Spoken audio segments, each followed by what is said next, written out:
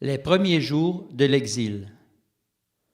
Après avoir quitté la ville d'Hastinapur, les Pandavas se dirigèrent vers le nord et atteignirent les rives du Gange. Plusieurs citoyens d'Hastinapur les avaient suivis, ne pouvant envisager de vivre sans la compagnie de ces saints rois. En outre, ils ne voulaient pas vivre dans un royaume administré par Duryodhana et ses hommes. Ce sentiment intense de séparation nous rappelle le temps où le grand roi Ramachandra fut exilé dans la forêt par son père. En ces temps-là, les citoyens avaient voulu accompagner le roi dans la forêt. Le roi Yudhishthir savait très bien que les citoyens ne pouvaient pas suivre les Pandavas dans leur exil. Plein de compassion pour eux, il leur adressa la parole. « Chers citoyens, l'affection que vous nous portez restera toujours en nos cœurs. Nous songeons constamment à votre bien-être. Nous avons aujourd'hui quelque chose à vous demander et espérons que vous acquiescerez à notre requête. Notre absence causera une grande affliction à nos proches. Bhishma, Drona, le roi, ma mère ainsi que plusieurs autres, tous sont envahis maintenant par un sentiment de séparation et ont besoin de réconfort. C'est pourquoi nous vous prions de retourner dans la ville d'Hastinapur et de vous occuper d'eux, ainsi que de vos familles respectives.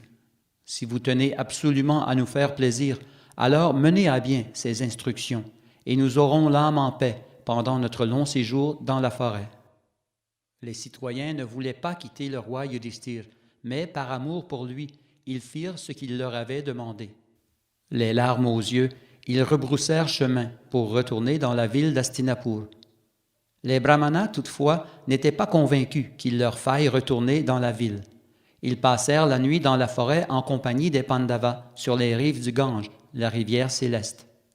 Yudhishthir sentit qu'il lui serait impossible de pourvoir aux besoins de ces brahmanas d'une façon satisfaisante. C'est pourquoi il leur parla ainsi. « On a usurpé notre royaume, plus rien maintenant ne nous appartient. Nous vivons dans la forêt et devrons désormais mendier notre nourriture. Cette forêt, par surcroît, est dangereuse. Moi et mes frères sommes attristés par la perte de notre royaume, et en plus, notre épouse Draupadi a été humiliée. Je ne suis pas sûr de pouvoir assurer votre subsistance dans la forêt. » Les brahmanas lui répondirent, « Ô roi, tu n'as pas à t'en faire. Nous trouverons nous-mêmes notre nourriture pendant votre exil. Il nous est impossible de vivre sans toi, car tu es la religion personnifiée. Notre désir est de t'assister de notre mieux. » Yudhishthir leur dit, « Vous avez sans doute raison. J'aime à vivre en compagnie de sages comme vous tous. Cependant, vous ne méritez pas de vivre dans l'indigence. Il me sera pénible de vous voir chercher votre subsistance dans la forêt. Malheur au fils de Dhritarashtra. » Puis Yudhishthir, après y avoir réfléchi, alla trouver Dhaumya, son guide spirituel, et lui dit, « Par affection pour nous, ces brahmanas nous ont suivis dans la forêt. À l'heure actuelle, le malheur s'est abattu sur nous. Je suis donc incapable de subvenir à leurs besoins. Dis-moi, ô saint homme, que dois-je faire dans un tel cas? » Dhaumya lui répondit, « Vivasvan, le déva du soleil, est à l'origine des grains, des céréales et de toute vitalité sur terre. Si tu lui offres ton adoration, il saura t'aider. » Suivant le conseil de Dhaumya, le roi Yudhishthir entreprit de méditer sur le dieu soleil, s'abstenant de boire et de manger.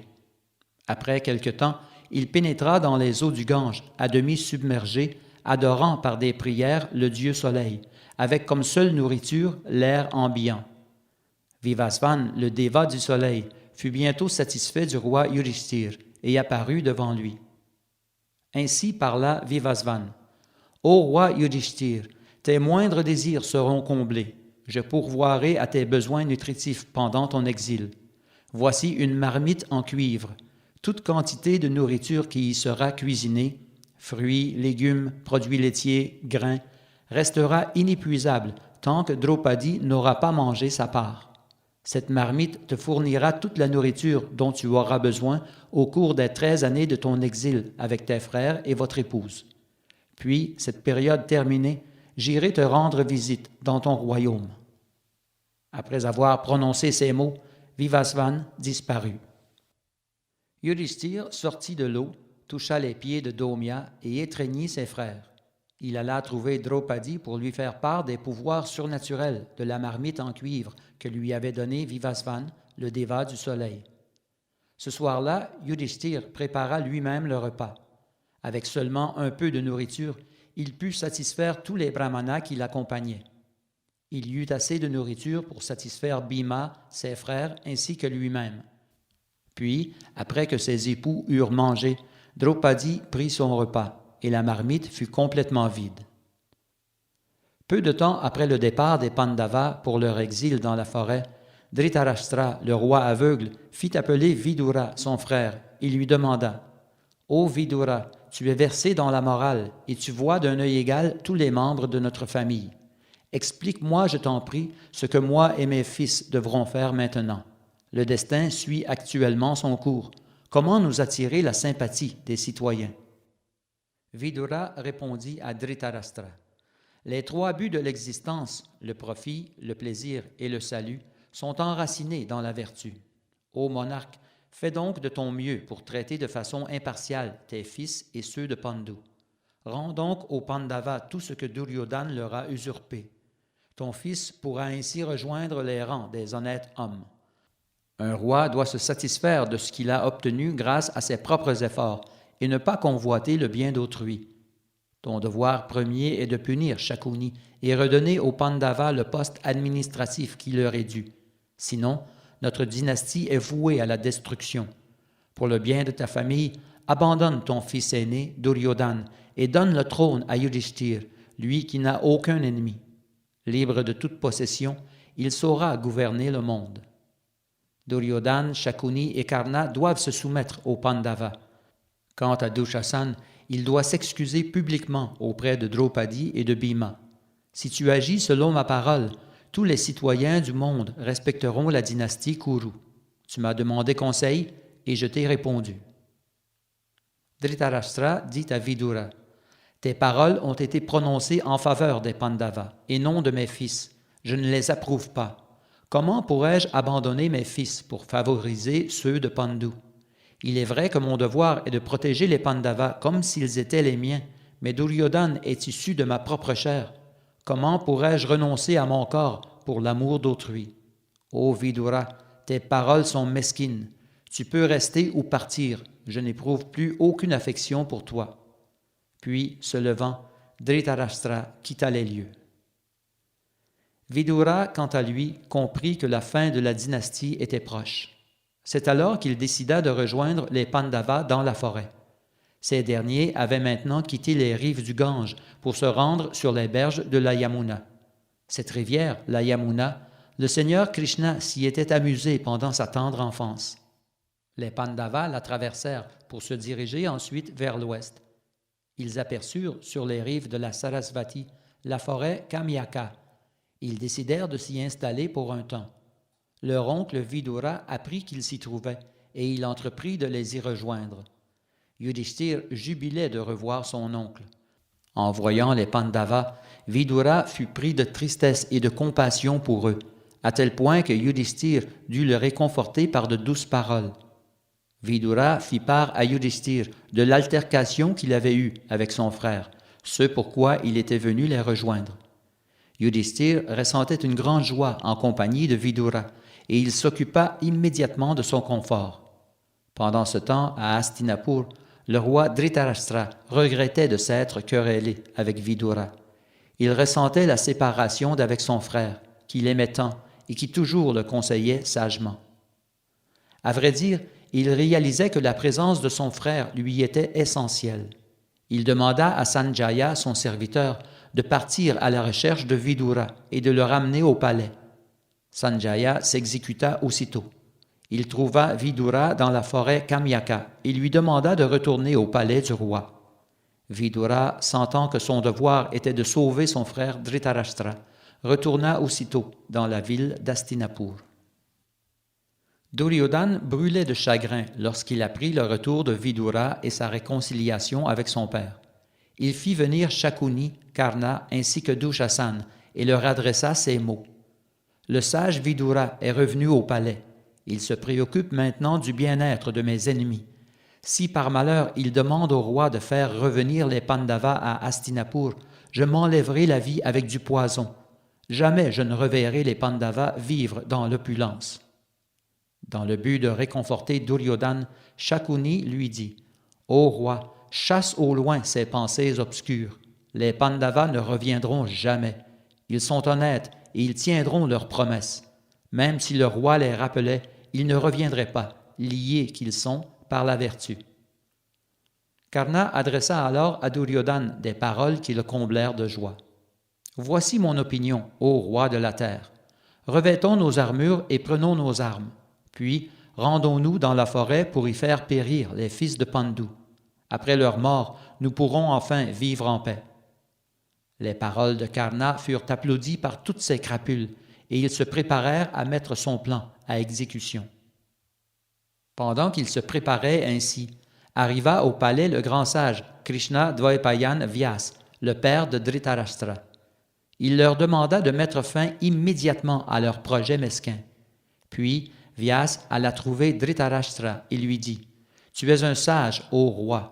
Écoute ma parole, car je veux le bien de toute la dynastie Kuru. Je ne suis pas content de savoir que les Pandavas ont été exilés dans la forêt après avoir été trompés au jeu. Ô descendants de Bharat, à la fin de la 13e année, les fils de ton frère lanceront leurs armes meurtrières comme du poison virulent. Pourquoi ton ignoble fils désire-t-il tuer les Pandavas? Il faut retenir cet idiot. S'il tente de tuer les Pandavas dans la forêt, il y laissera sa peau. Tu dois l'empêcher d'aller plus loin. Il vaudrait mieux que Duryodhana aille vivre avec eux dans la forêt. Ainsi, naturellement, ils se lieront d'amitié. » Dhritarashtra répondit à son père. « Ô saint homme, je n'étais pas d'accord à ce qu'ait lieu cette partie de dés. C'est la Providence seule qui m'a forcé à y consentir. Aucun des membres de l'Assemblée n'était d'accord avec ce qui est arrivé. Et pourtant, je suis incapable de me défaire de mon fils, car j'éprouve pour lui une affection extrême. Toutefois, si tu le réprimandes, peut-être t'écoutera-t-il. » Vyasadeva dit « Le grand sage Maitreya est arrivé ici, après avoir rendu visite aux Pandavas dans la forêt. Il aspire à te voir et désire parler à ton fils. Si tu suis les conseils qu'il te donnera, tu verras grandir ta prospérité. Sinon, il maudira ton fils. » Après avoir ainsi brièvement parlé, Vyasadeva quitta le palais. C'est alors que le grand sage Maitreya apparut sur les lieux. Dhritarashtra le reçut avec le plus chaleureux des accueils, pour ensuite s'enquérir des Pandavas auprès de lui. Le sage Maitreya lui dit « Oui, j'ai bel et bien vu les Pandavas au cours de mes pèlerinages. Je fus surpris de voir le roi Yudhishthira vêtu d'une peau de daim, les cheveux épars. Je fus d'autant plus surpris d'apprendre ce qui est arrivé au cours de la partie de dés.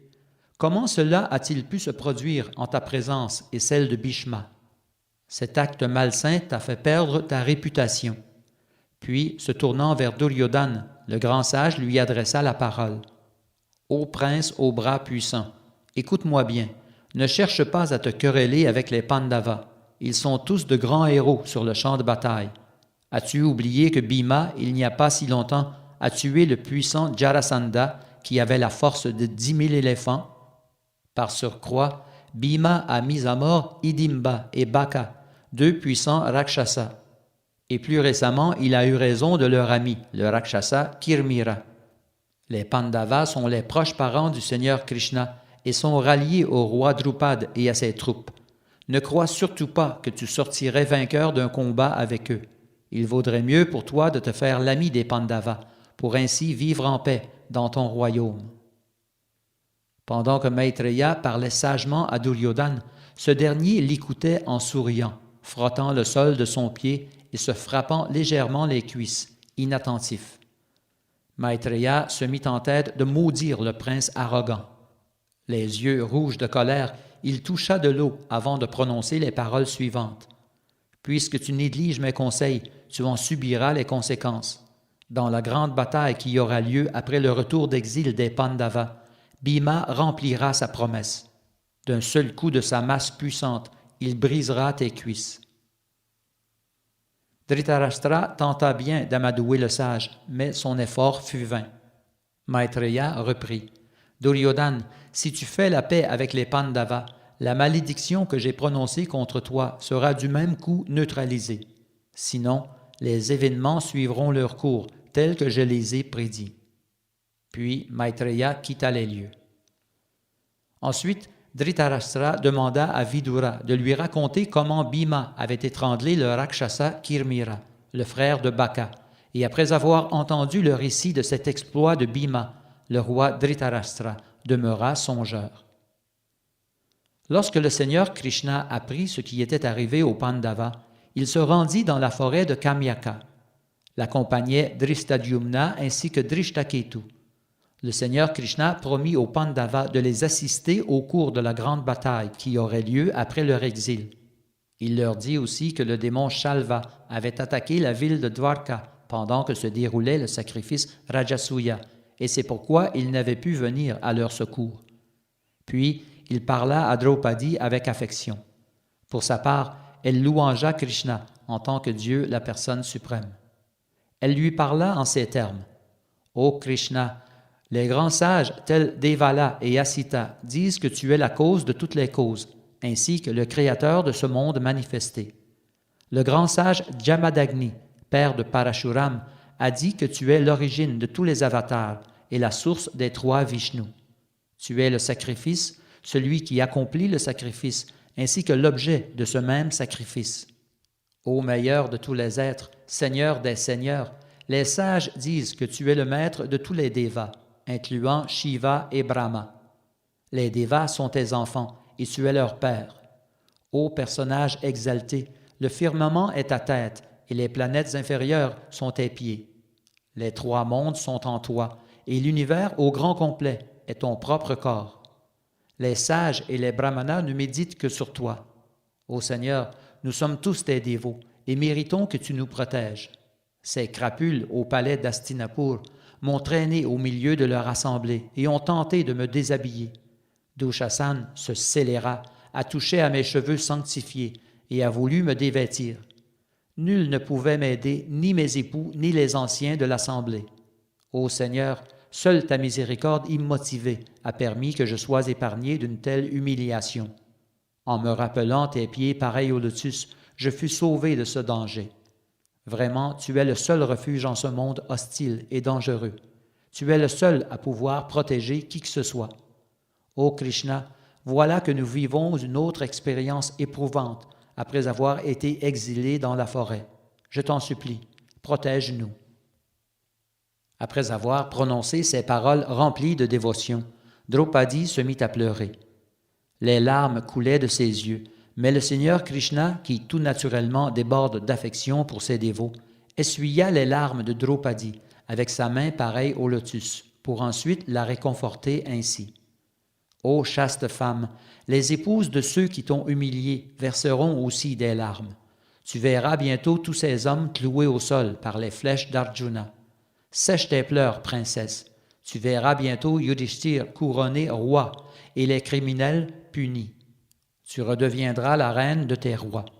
Le ciel peut tomber, les montagnes craquer ou l'océan se dessécher, mais les paroles que je viens de prononcer s'accompliront. » Puis, Drishtadyumna consola sa sœur Draupadi avec de douces paroles.